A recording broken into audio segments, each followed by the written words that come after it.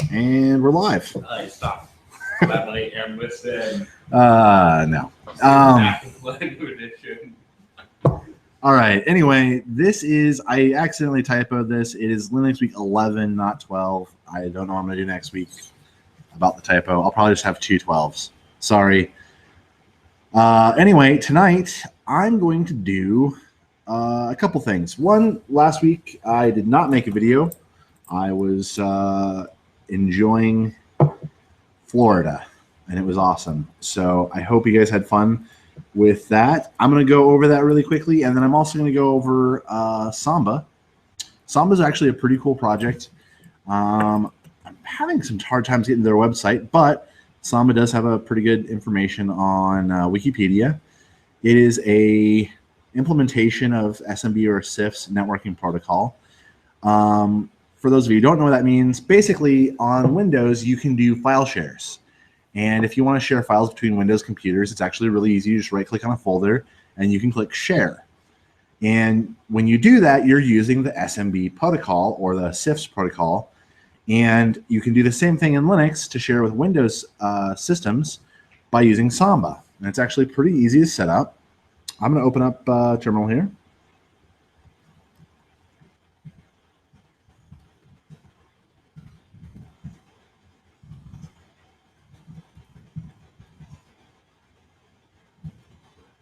So I did a yum search Samba. Yum is the old way of doing things. We'll do a DNF search Samba. Same sort of thing. I'm going to do a DNF install of, actually, before we do Samba, I'm going to do Wine. Actually, I think I already have Wine installed because personally I use it for a few games. And I'm actually going to get Notepad++, one of my favorite text editors for Windows.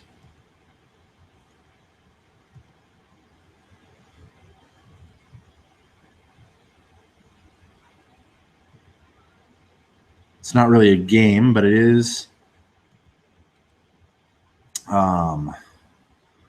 something.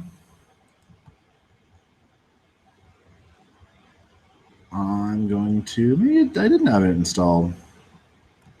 Open with other application.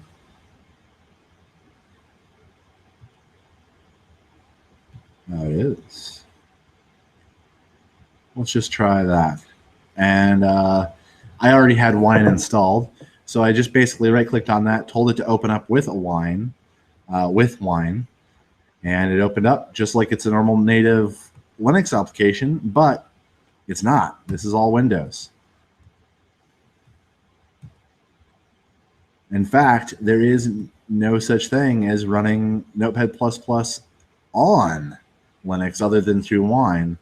There's no native. I'll even go here. It should say that it is open source. Anyway, that's that. I just basically did a DNF install Wine, and I downloaded my exe and ran it. Should run pretty smoothly. Now, this isn't always the case, especially with some more specific stuff like games. Uses graphic libraries that you need to go and get stuff from. WineHQ. There's an application compatibility database that I put a link to. Anyway, let's do Samba real quick. I don't think I've done this before on here. Search Samba.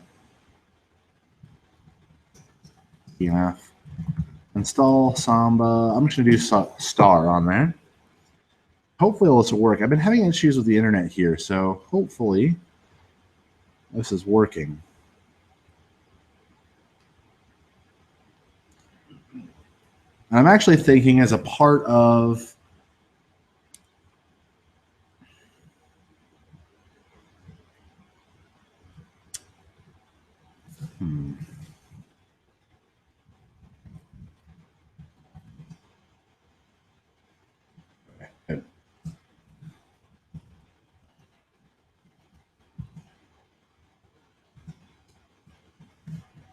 Good. For some reason, I had this thinking, like deja vu feeling, thinking we'd already done Samba. Don't think we have. If I have, I'm sorry. You get extra credit for calling me out on doing it again. What's going on? Quick sidebar. Let's see if we can figure out the network. Ifconfig tells me the status of my interfaces. In this case, my wireless is enabled. It's on 3.105, and my wired should also be enabled on 172.16.0.123. And let me just do a ping of the core DNS resolvers. Let's do Google's. Okay, that's all good. I've got a good connection to the internet. Let me check my DNS. And let's look up of Google.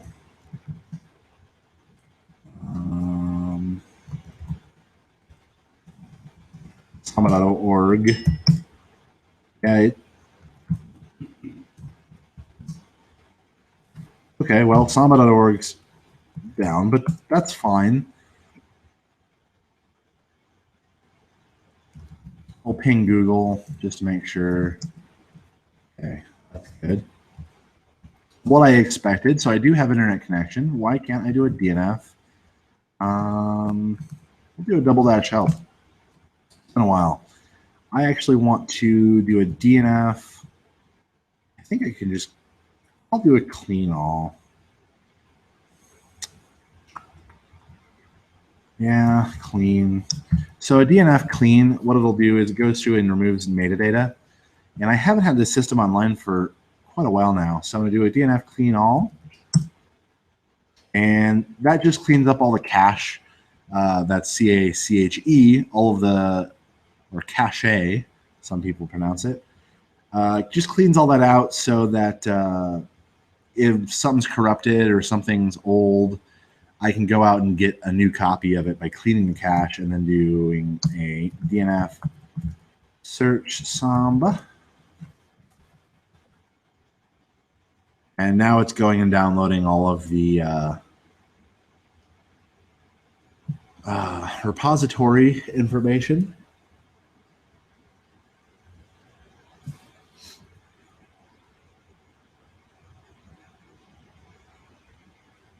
Yeah, it's not being the fastest ever.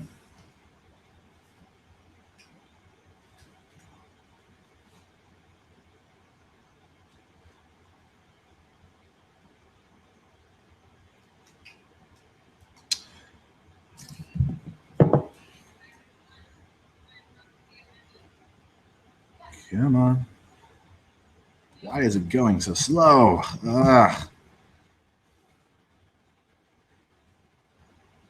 Just trying to, I killed it by hitting Control C, and I'm going to try doing it again. Sometimes that helps it find a different server and go faster. I don't really want to wait 5-10 minutes just for it to download a single file, since it might take 5 or 10 minutes to install all of Samba.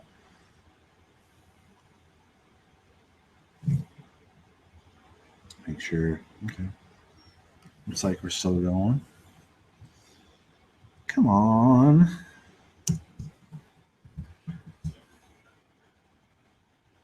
It's just gonna get stuck.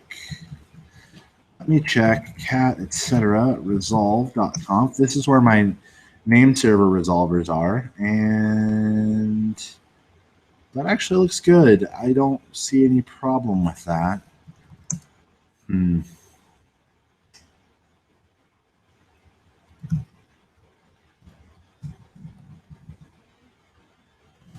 Just unhappy.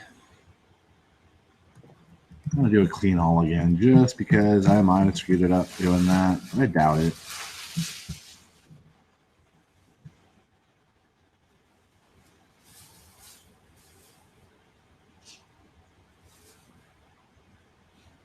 Jeez.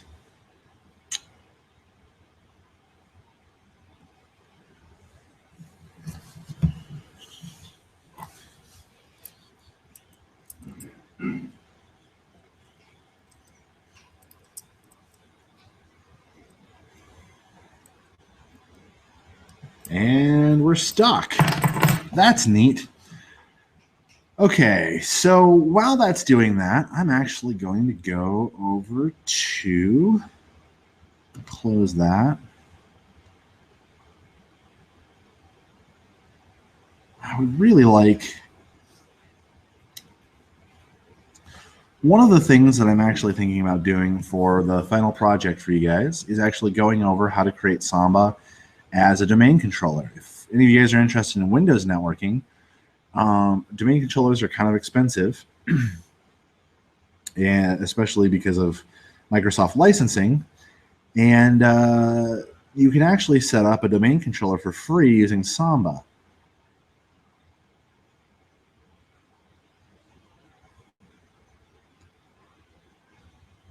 And you can read more about the details there. I'm wondering, trying to think. It's unfortunate when everything's so dependent on the internet these days.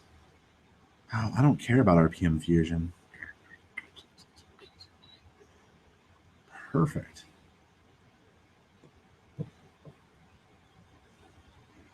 Cannot prepare mirror list. Cannot connect server.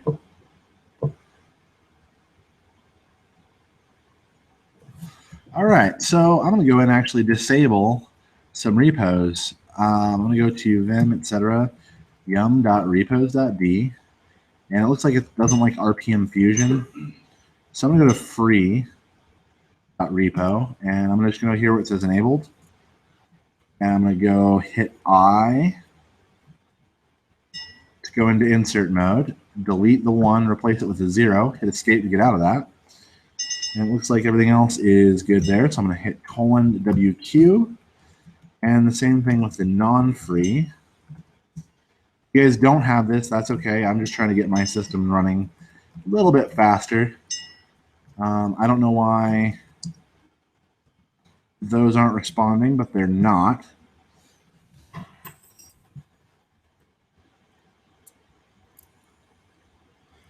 The unfortunate bit of DNF and Yum is that if you have a repository that's not online, it can cause problems. As you can see, because they're not online, it makes it difficult to go and get software. And sometimes it doesn't even have to be the repository that you're getting the software from that's down. Like, for example, the RPM Fusion repositories don't have Samba, but for some reason, just because of the way that it caches the information from all the repositories, it needs those repositories in order to work. So it's one of the frustrating bits of repository management is if you ever have one, if you ever have a repository go offline, it can keep you from installing any other software. Like this. Awesome.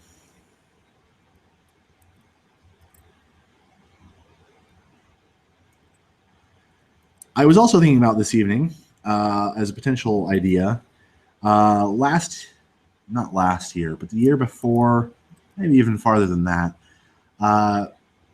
one of the projects that we did in Linux was to create a router, basically turn a regular Linux computer into a router and a web filter. Now you can use Squid as a web filter to filter out bad content. There's also a plugin for Squid called Squid Guard, and what it'll do is actually go and be able to determine a little bit more intelligently if a URL is good or bad and actually block it based on whether or not it thinks it's good or bad. And there's blacklists. And that's usually a cool thing to do. One reason I decided not to do that is because it requires a little bit more advanced networking knowledge. It requires a little bit more advanced computer knowledge, particularly the VLANs and how those work. And especially if you're running on a virtual machine or you don't have it on a physical machine that you use, it can be kind of difficult to get it working correctly. And we have plenty of machines here in the lab, but as time has gone on, more and more people have not shown up in the lab to do things. And that's fine. I'm not upset about that. But it also means that in order to do some of those more intensive labs where we have more networking components, it's not something you can do. But I was going to go over setting up a Linux router because there are quite a few of them actually in use in live in the world. For example, if you guys have ever seen or heard of the WRT54G,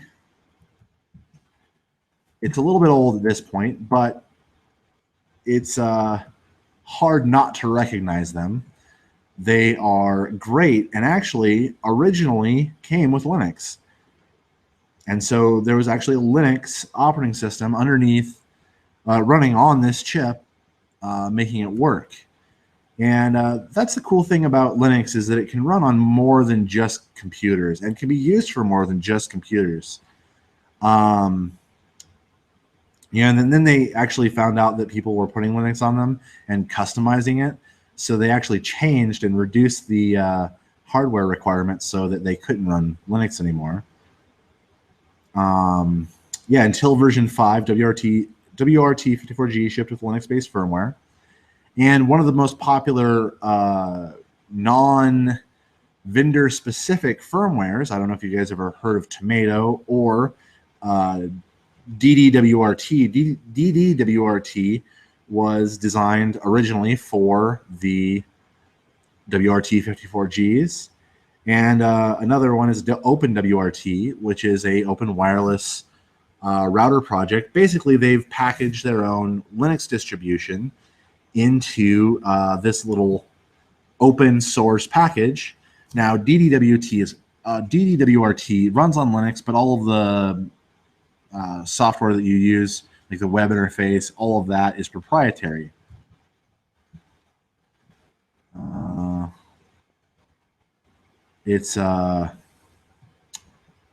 So it's kind of a mix of proprietary software, which this web interface is proprietary, but it's running Linux underneath it as well. And so the cool thing about Linux is you can take it up, pick it up and use it and do some pretty cool things with it. And you're not just limited to using computers. If any of you are interested in like making robots or making not hovercraft, what are they called? Drones.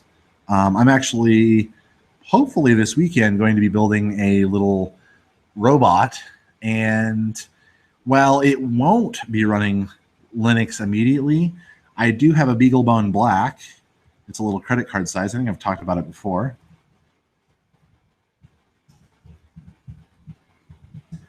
And the cool thing about a BeagleBone Black is it is tiny. Let's see if we can do images just to see how small it is. There is someone holding, and this is a full computer. It's got a network connection right there.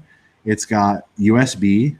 It's got HDMI, and you can't see it, but it's got an SD slot on the back, and you can hook up a SD card as storage. No, this is a BeagleBone Black. Oh. And so this actually runs Linux. I have one. It runs Linux. You could hook up a keyboard and mouse to it. You'd have to hook up a hub, a USB hub, obviously. But you could hook up a keyboard and mouse, plug it into an HDMI like a TV, and you could have a fully functioning computer. It's not terribly fast, but it's tiny, teeny tiny. And because it's so small and because it has these things, which are just I/O, you can do things with it that are pretty cool. For example, here they have this add-on, what they call a shield. They mash it on top of that and then have this touchscreen display. And so it's designed for small stuff. It runs Linux, and some people are even using it because this is relatively powerful for its size to control a drone. And so you can control all sorts of things, and there's enough processing power to do some pretty cool stuff.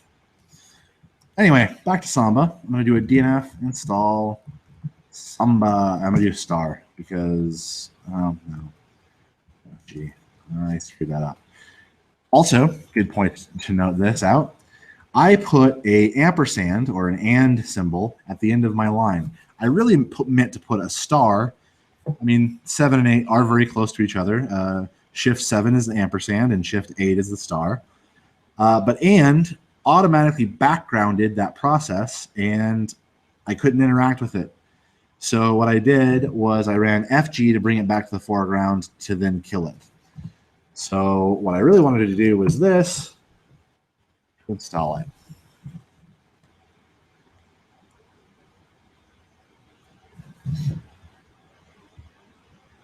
And this is going to be slow on me again, isn't it? Oh, here's a cool size comparison. This is a little microcontroller, what they call a Arduino. I have one of these. They're pretty cool. Not a lot of computing power. These are, I mean, we went to the moon on less, but I wouldn't trust going to space on less these days. This is a Raspberry Pi, which is similar in size to the BeagleBone Black, and the Raspberry Pi actually is similar to the BeagleBone in that it's a complete system on a chip. There's Linux runs on top of this, and the Raspberry Pi is incredibly popular. It's got a lot of really cool things going on for it. It's got USB. It's a full system as well. They have some extra stuff. They have this RCA video, and I don't know if that's audio or what that is, but it's got USB and SD as well.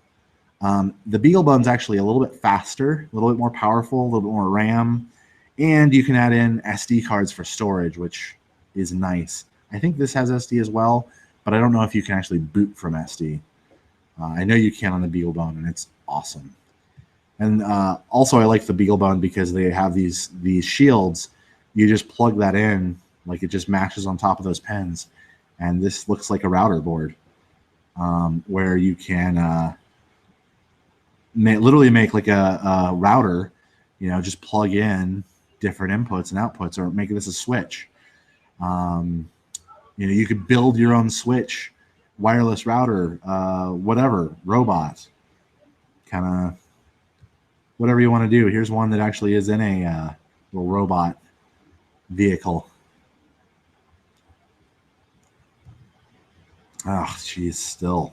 I'm going to go disable that one too. Let's see if we can actually get this thing done sometime.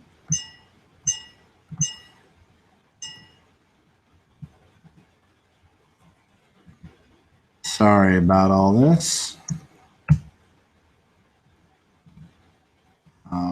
I delete escape from the queue.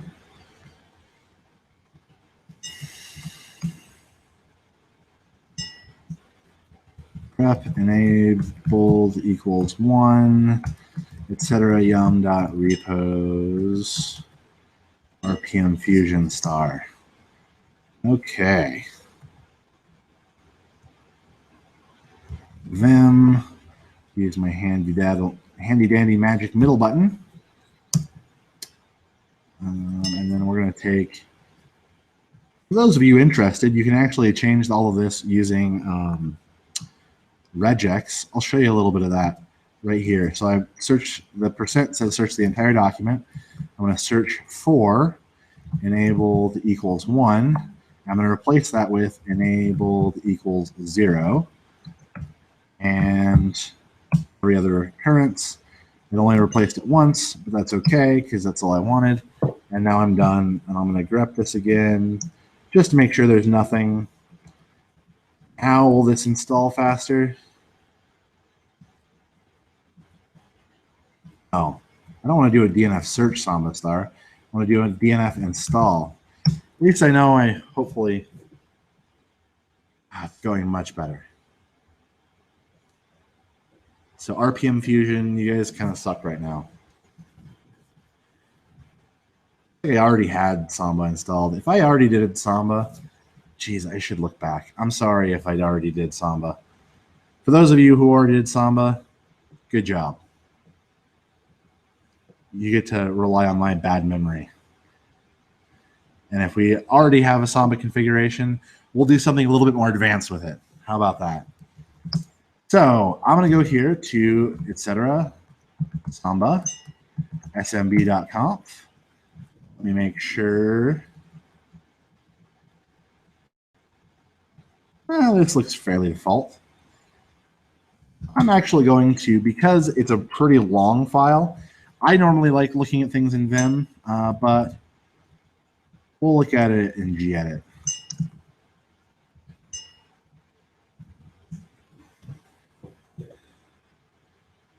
The only thing about gedit I don't like is it doesn't colorize my Vim automatically says this is a config file, so I'm going to take all these things that are hashed out and color them different than this stuff. Okay, so it looks like it's pretty default. We haven't done anything really complicated with it. I'm just looking this over to see what we should change. If you are interested in making this a domain controller, these config lines are very important. We're not going to touch any of these tonight. Maybe later. Browser control options. Went from scrolling really slow to really fast. Printing options. Also, you can share printers. For example, say there's a printer that doesn't work with Linux. I mean, that's pretty rare. Since Apple purchased Cups, not Anna Kendrick Cups, Common Unix Printing System, which is also known as Cups. Apple purchased Cups. It's the Common Unix Printing System. It was not originally developed by Apple, but they started, they purchased it. I think actually it was a Next product originally, but it's pretty much been adopted worldwide by almost every Unix there is. But it provides compatibility for printers. I mean, there's tons and tons and tons of printers that work because Cups. And it is an Apple product, and you know, however you feel about Apple, I'm not a big fan of them. I do like how they handled the San Bernardino thing, just because the Fourth Amendment is a thing. And it's open source. It has a lot of support for a lot of printers, but just some printers don't work with Linux or Unix for that matter. And so you could hook up a printer to a Windows box and share the printer using Windows and be able to connect to it with Linux using Samba. So there's more than just file sharing with this. It also does printing. And this will actually show any printers that I have on my local system. It will actually share them out when I start Samba. So we have our homes, which is a home directory, and printers. These are default shares. I'm not going to change them, but what we are going to do is create a new share. I'm going to do this in gedit just to kind of show you guys that Vim is not the only game in town. Vim is probably the best game in town when you're talking text mode. But, you know, for some people, it is nice to kind of have a GUI, to be able to use your mouse, do that sort of stuff. So I'm going to call this test. I'm going to say comment equals test share for Linux class. My path is in, let's say, opt Linux. Browsable equals yes. Guest okay equals yes, because I want people to see this. And I don't care about printable because that's not an option I really care about. Cool. So I haven't created this directory yet. This is just something I came up with off the top of my head. I recommend you making a directory like this, like I'm going to do. I'm going to save this. I'm going to close this now. I'm going to go back to my terminal. I'm going to go back in Vim just to make sure, because it can actually colorize. You notice that's blue or green, turquoise, whatever you want to call it. And, you know, these directives are green. This stuff is white. These are purple, yellow. It's makes it easy to know, like, this is a configuration section. You know, this is a actual command. It recognizes it as an actual command. Some of these things, like if you just type in like something, it may not recognize it, right? Like if I just do like, you know, schnoz berries equals schnoz. Well, obviously I misspelled schnozberries, but it doesn't recognize that as an option, so it doesn't colorize it. And this just helps from a debug point of view, where if you don't know what you're typing, or you misspell something, I misspell things all the time, as you just noticed. It can, like if I go down here and I said, say I spelled guest wrong, I just made the mistake. I was typing too fast. I just did that. Like you can see, it still turns okay green, but guest, which is now obviously misspelled, is not green. So it recognizes the commands, and so sometimes it's just a good way to check yourself. I'm also going to use, there's also a program that comes with Samba called TestParm. And okay, well, that's fine. Lock directory doesn't exist. That's fine. I'm not going to worry too much about that. And there's my dump of my config, which is exactly what I went through, but it doesn't have any of the commented stuff, which is nice. One thing I am going to do, if you guys were paying attention really closely, up here towards the top, it said work group, my group. If you're dealing with Windows, the default work group in Windows is work group. So you probably want to change it to work group if you are dealing with a Windows system and you don't know what work group you're in Windows. Chances are it's work group. So that's fine. That looks good. Let's do a test parm again. Just make sure. The only thing it doesn't like is the locked directory does not exist. I think that's going to be okay. I'm not. Okay, fine. So now I'm going to do a system ctl start smb. System ctl status smb. It says it is running. It does not look like it's running. Okay. I'm just going to go ahead and assume that, okay, it might be working. Now, this is where Samba is one of those services that really likes to look like it's working when it's really not working. I've had a lot of experience with this. It takes a little bit of trial and error. Fortunately, I've done this a few times, so I know a little bit about how to get this working. So let's just take a look at the log file. So I'm going to do a cat var log smb, Samba, sorry, var log Samba log.smbd. It is starting up and ready to serve connections. Now this will not work for a couple reasons. One, I haven't set it up completely yet. If you remember here, when I went in here, down at the very bottom, I set up my opt Linux share. Well, that does share shouldn't exist. ll opt Linux. Oops. Opt Linux. No such file or directory.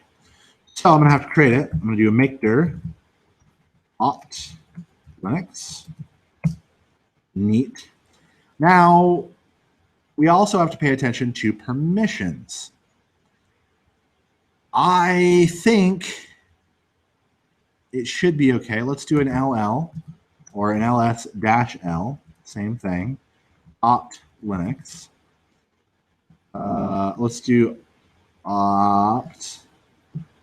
Okay, fine. We can see it's owned by root, but nobody else has access.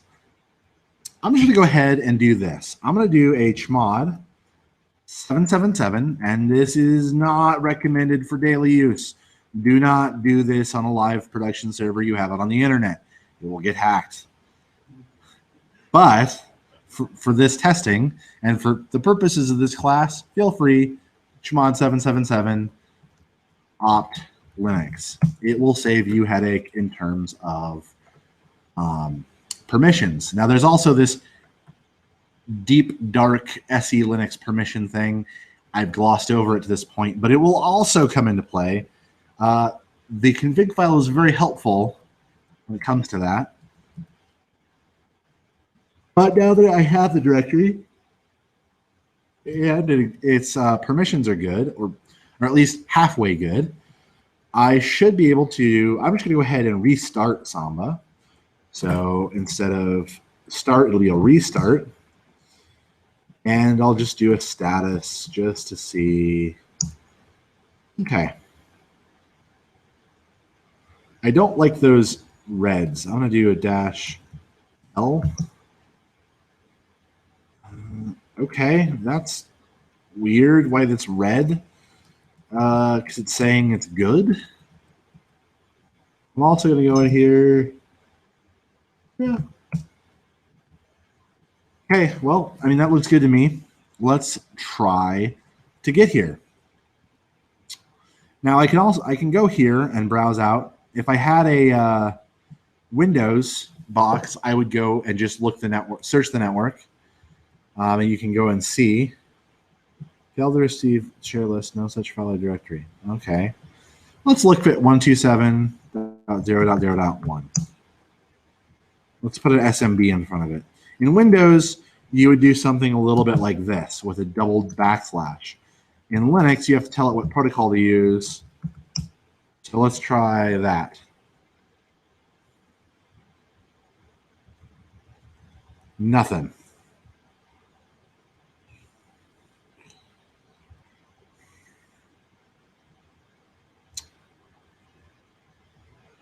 Oh, that's fun. Okay. Let's look at this log directory, and look, there's more logs in here now. Log.127.0.0.1, nothing in there. Log.saturn, which is the name of this box. Log.smbd. Well, that's lame. I'm actually going to stop the service because what I like to do before I get something configured and run it as a service, I like to start it up manually. So I'm actually going to do an SMB D for daemon, SMB daemon. We do a double dash help. Remember what I'm doing. I'm going to do I to run interactively, not as a daemon. I don't want it to run as a daemon. I want it to run in the foreground. Actually, no, I don't want to run interactive. I want it to run in the foreground as a daemon. And I'm going to hit this again. Now, because that's running over here, I should, when I hit this, see something happen. Maybe I do want to go I.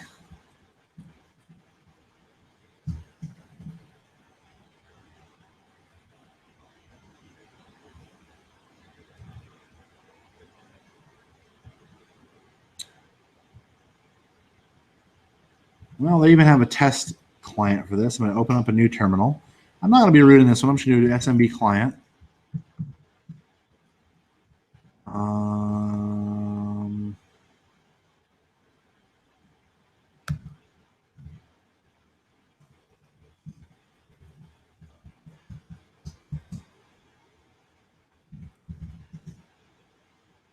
Okay. So that asked me for a password. That's kind of cool in that it was working, and you can see once I got an NT status logon failure, it died. Let's go back to a foreground daemon. Oh, I didn't want daemon. I wanted interactive. Will that work?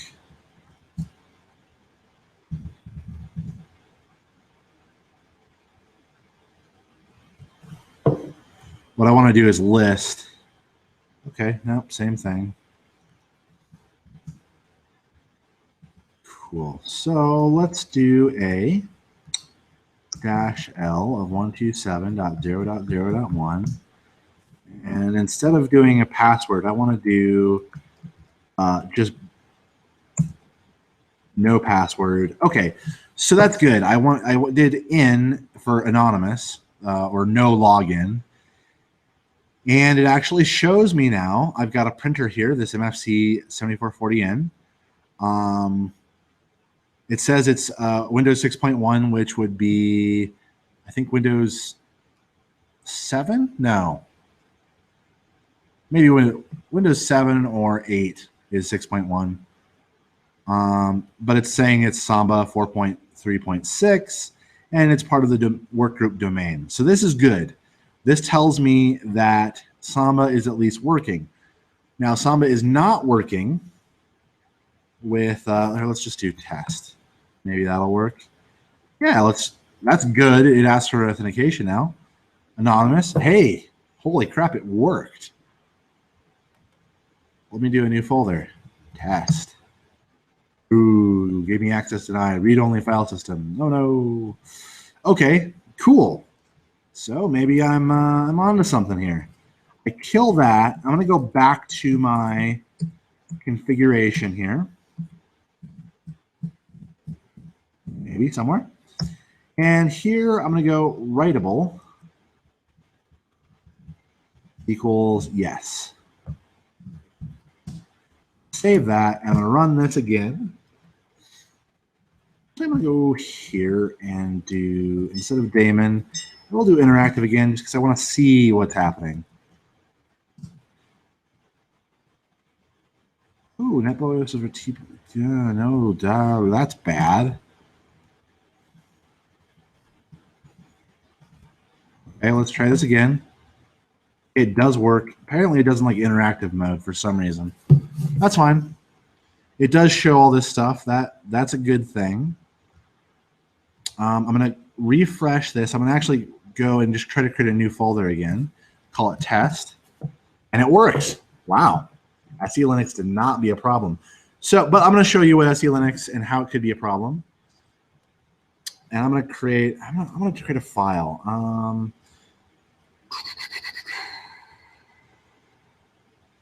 Actually, let me go to my downloads. I'm going to take this picture of Chris Hadfield, and I'm going to copy it over here to my test. So I've got a picture of Chris Hadfield in here. And to prove that it worked, I'm going to go over to this. I'm going to do an ls on opt Linux. And look at there. It's got a picture of Chris Hadfield on STS-100. Wow, that is probably the easiest Samba setup I've ever had. Normally, it is way bigger pain than that. So I can now kill this and actually do a systemctl start SMB. That'll run. Ooh.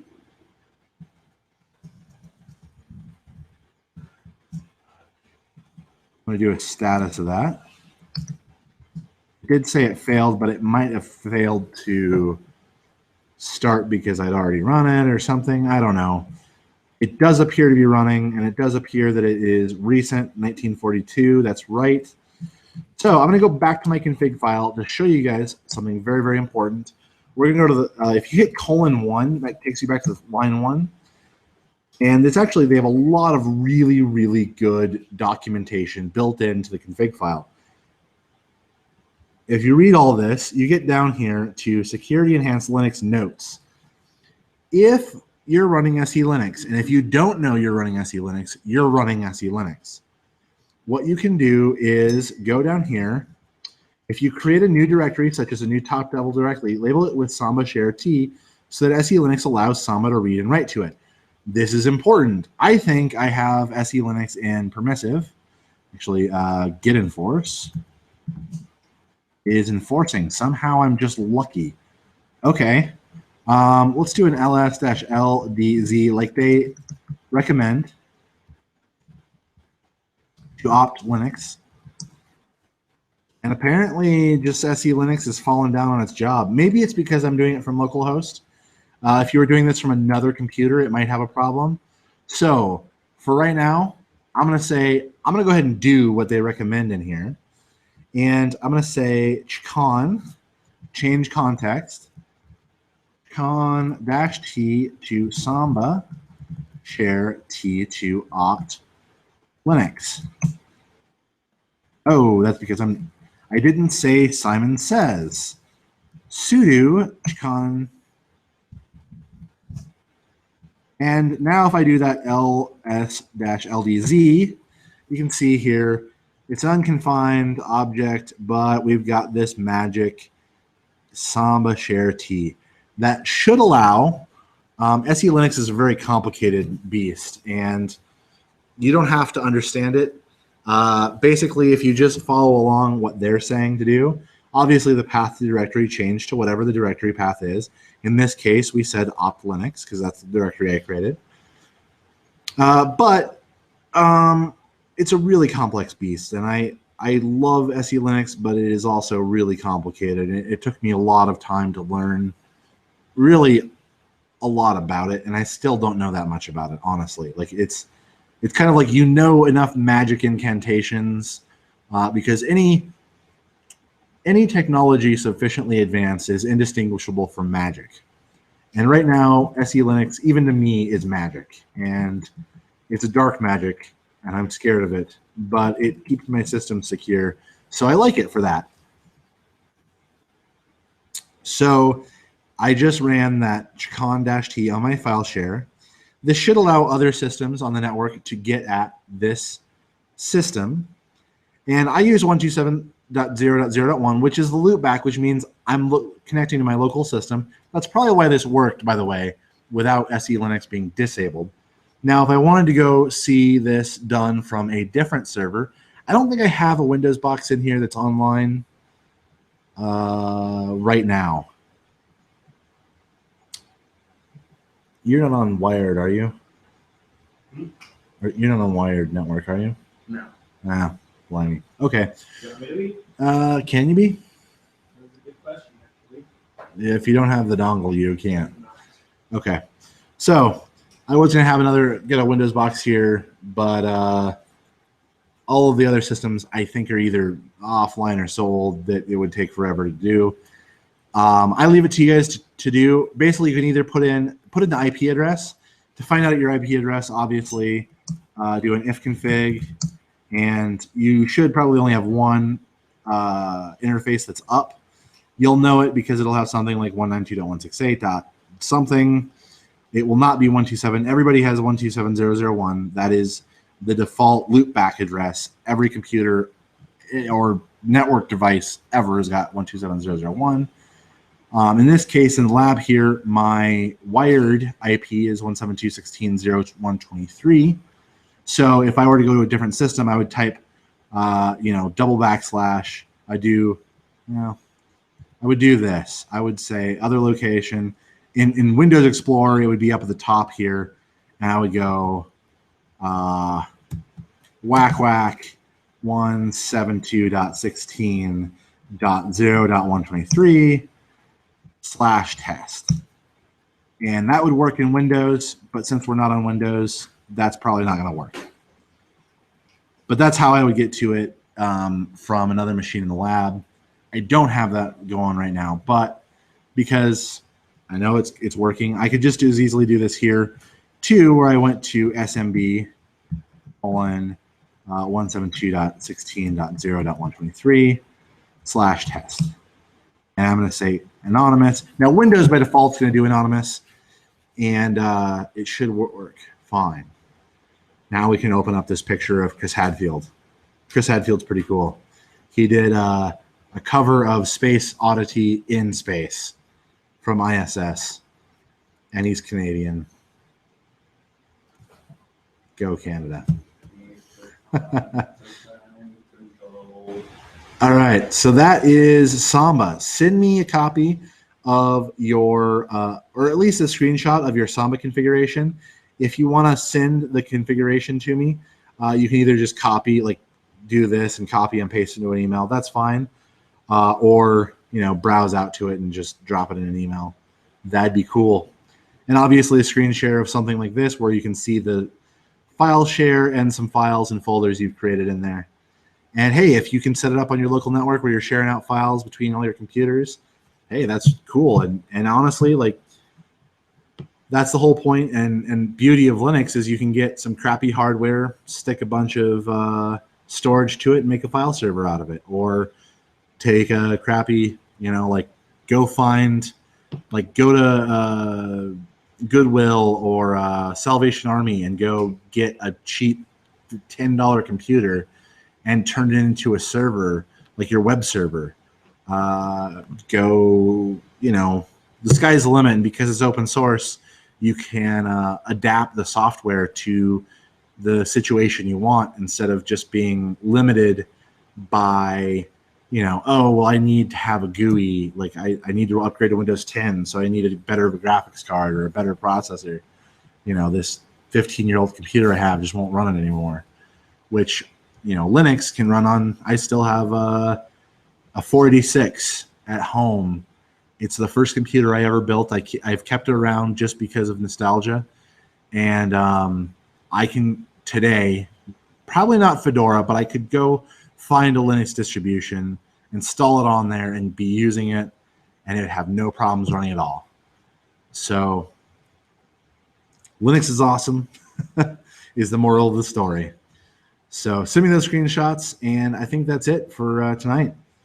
If you guys have any questions, comments, concerns, just send me an email. And again, my Gmail is probably the better way to get a hold of me. So that's it. Take it easy, guys.